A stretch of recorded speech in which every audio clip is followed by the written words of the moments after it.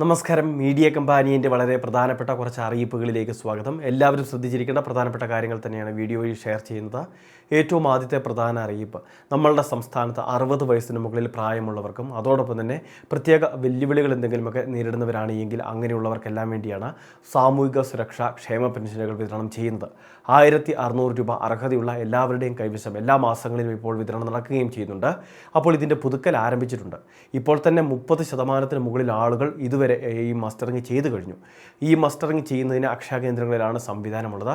ഇനി നമ്മളുടെ വീടുകളിൽ കിടപ്പ് രോഗികളോ അല്ലെങ്കിൽ അങ്ങോട്ട് പോയി ചെയ്യാൻ ബുദ്ധിമുട്ടുള്ളവരോ ഉണ്ടെങ്കിൽ അങ്ങനെയുള്ളവരുടെ വിവരങ്ങൾ ആദ്യം നമ്മുടെ വാർഡ് മെമ്പറുടെയോ കൗൺസിലറുടെയോ പക്കൽ അറിയിക്കണം. അതിനുശേഷം അക്ഷയ കേന്ദ്രത്തിൽ നമ്മളുടെ കോൺടാക്റ്റ് ഡീറ്റെയിൽസ് ഉൾപ്പെടെ കൊടുക്കുകയും വേണം. ഇത് അടുത്ത മാസം ഓഗസ്റ്റ് മാസം 24-ാം തീയതി വരെയാണ് മസ്റ്ററിങ്ങിന് സമയമുള്ളത്. ചിലപ്പോൾ തീയതികൾ വീണ്ടും നീട്ടിയേക്കാം. പിന്നീട് നമ്മൾ നിശ്ചിത തീയതിക്ക് കഴിഞ്ഞിട്ടാണ് ചെയ്യുന്നത് എങ്കിൽ പെൻഷൻ നമുക്ക് നഷ്ടപ്പെടാൻ സാധ്യതയുണ്ട്. അതായത് ഓരോ ഗഡുക്കൾ നഷ്ടപ്പെടാൻ സാധ്യതയുണ്ട്. അത് പിന്നീട് ലഭിക്കുന്നതുമല്ല. അക്കൗണ്ട് സസ്പെൻഡ് ചെയ്യപ്പെട്ട ഒരവസ്ഥയാകും ഉണ്ടാവുക. അതുകൊണ്ട് തന്നെ മസ്റ്ററിങ് ചെയ്യാനുള്ളവർ അവസാന തീയതികൾക്ക് മുൻപ് തന്നെ ചെയ്യുന്നതിന് വേണ്ടി ശ്രദ്ധിക്കണം. ഒരു 100 രൂപയുടെയോ 200 രൂപയുടെയോ വർധനവായിരിക്കും ഉദ്ദേശിക്കുന്നത്. 1700 രൂപയിലേക്ക് പെൻഷൻ എത്തുകയും ചെയ്യും. അത് വരുന്ന ബജറ്റിന് മുൻപ് തന്നെ ഒരുപക്ഷെ സർക്കാർ നടപ്പിലാക്കുകയും ചെയ്യും.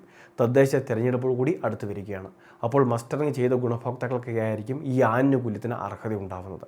അതുകൊണ്ട് തന്നെ ബയോമെട്രിക് മസ്റ്ററിങ് പ്രധാന കാര്യമാണ് എന്ന് കണ്ട് മനസ്സിലാക്കി അത് ചെയ്യുന്നതിന് വേണ്ടി എല്ലാവരും ശ്രദ്ധിക്കുക. ആധാർ കാർഡ് മാത്രം മതിയാകും ഇത് ചെയ്യുന്നതിന്. അക്ഷയ കേന്ദ്രങ്ങളിൽ ഇത് ചെയ്യുന്നതിന് ഒരു നിശ്ചിത ഫീസുണ്ട്. 30 രൂപ മുതൽ 50 രൂപ വരെയൊക്കെയാണ് ഫീസായിട്ട് ഈടാക്കുന്നത്. രണ്ടാമത്തെ മറ്റൊരു പ്രധാനപ്പെട്ട അറിയിപ്പ്, നമ്മളുടെ സംസ്ഥാനത്തെ ക്ഷീര കർഷകർക്ക് വേണ്ടി സർക്കാരിൻ്റെ വിവിധ ആനുകൂല്യങ്ങളിലേക്ക് അപേക്ഷകൾ ആരംഭിച്ചിരിക്കുകയാണ്. ക്ഷീരശ്രീ പോർട്ടൽ വഴി ഇപ്പോൾ നമുക്ക് അപേക്ഷകൾ സമർപ്പിക്കാനുള്ള അവസരമുണ്ട്. അതായത് 20 യൂണിറ്റ് പശുക്കളെ വാങ്ങുന്നതിന് അല്ലെങ്കിൽ 10 യൂണിറ്റ് ആവാം, അല്ലെങ്കിൽ 5, അതല്ലെങ്കിൽ 2, ഇങ്ങനെ പശുക്കളെ വാങ്ങി അതിനെ പരിപാലിക്കുന്നതിന് വേണ്ടി സാമ്പത്തിക സഹായമായിട്ട് ലഭിക്കുന്ന പദ്ധതി. ഇനി അതോടൊപ്പം തന്നെ നമുക്ക് മിൽക്ക് ഷെഡ് പദ്ധതിയിൽ ഉൾപ്പെടുത്തി തൊഴുത്ത് നിർമ്മാണവുമൊക്കെ ആയിട്ട് ബന്ധപ്പെട്ട സാമ്പത്തിക ധനസഹായം. ഇനി അതോടൊപ്പം തന്നെ നമ്മുടെ കന്നുകാലി തൊഴുത്തുകൾ അത് നവീകരിക്കുന്നതിന് വേണ്ടി അത് കൂടുതൽ വൃത്തിയുള്ളതാക്കി മാറ്റുന്നതിന് വേണ്ടിയുള്ള എല്ലാ അടിസ്ഥാന സൗകര്യങ്ങളും ക്രമീകരിക്കുന്നതിന് വേണ്ടിയുള്ള സാമ്പത്തിക സഹായങ്ങൾ. ഇങ്ങനെ വിവിധ ക്രമീകരണങ്ങളാണ് ഇവിടെ നൽകുന്നത്. അതുമാത്രമല്ല 20 സെൻറ്റിൽ കുറയാതെ സ്ഥലം അത് തീറ്റപ്പുൽ കൃഷിയൊക്കെ ചെയ്യുന്നതിന് വേണ്ടിയുള്ള സാമ്പത്തിക സഹായങ്ങളുണ്ട്. ഇങ്ങനെ നിരവധിയായിട്ടുള്ള പദ്ധതിയാണ് ക്ഷീരവികസന വകുപ്പ് നടപ്പിലാക്കുന്നത്. പദ്ധതികളിലേക്ക് രജിസ്ട്രേഷൻ ചെയ്യാൻ താല്പര്യമുള്ള എല്ലാ ക്ഷീര കർഷകരും kshree.kerala.gov.in എന്ന വെബ്സൈറ്റ് സന്ദർശിക്കുക.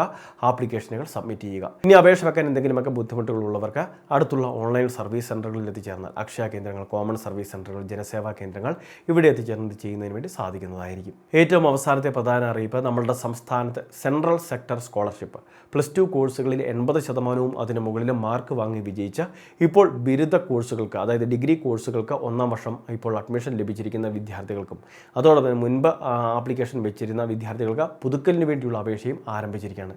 ഏറ്റവും കുറഞ്ഞത് 10,000 രൂപ വരെ സാമ്പത്തിക സഹായമായിട്ട് സ്കോളർഷിപ്പായിട്ട് ഇവരുടെ ബാങ്ക് അക്കൗണ്ടിലേക്ക് ലഭിക്കുകയും ചെയ്യും. അതുമാത്രമല്ല വിദ്യാർത്ഥിയുടെ മാർക്കിൻ്റെ അടിസ്ഥാനത്തിലൊക്കെയാണ് ഇവിടെ തിരഞ്ഞെടുപ്പ് ഉൾപ്പെടെ നടക്കുന്നത്. വരുമാനത്തിൻ്റെ അടിസ്ഥാനത്തിലും തിരഞ്ഞെടുപ്പുണ്ട്. അതുകൊണ്ട് തന്നെ സാമ്പത്തികവും കുറഞ്ഞവർക്കും കൂടുതൽ മാർക്ക് നേടിയ വിദ്യാർത്ഥികൾക്കുമെല്ലാം മുൻഗണനയും ലഭിക്കും. അതുമാത്രമല്ല കേന്ദ്ര സർക്കാരിൻ്റെ സെൻട്രൽ സെക്ടർ സ്കോളർഷിപ്പ് സ്കീമിൽ ഒരുപാട് വിദ്യാർത്ഥികൾക്ക് കേരളത്തിൽ നിന്ന് ആപ്ലിക്കേഷൻ വെക്കുന്ന ഭൂരിഭാഗം വിദ്യാർത്ഥികൾക്കും ആനുകൂല്യം ലഭിക്കുന്ന സാഹചര്യവുമുണ്ട്. വിദ്യാർത്ഥിയുടെ തന്നെ ആധാറുമായിട്ട് സീഡ് ചെയ്തിട്ടുള്ള ബാങ്ക് അക്കൗണ്ടിലേക്കാണ് ധനസഹായം എത്തുന്നത്. അടുത്തുള്ള ഓൺലൈൻ സർവീസ് സെൻ്ററുകൾ വഴി ഇപ്പോൾ അപേക്ഷകൾ സമർപ്പിക്കാം. വളരെ പ്രധാനപ്പെട്ട കുറച്ച് ഇൻഫർമേഷനാണ് വീഡിയോ വഴി ഷെയർ ചെയ്തത്. ഇതുപോലുള്ള വിവിധ അറിയിപ്പുകൾക്ക് ചാനൽ സബ്സ്ക്രൈബ് ചെയ്യുക, ഫോളോ ചെയ്യുക.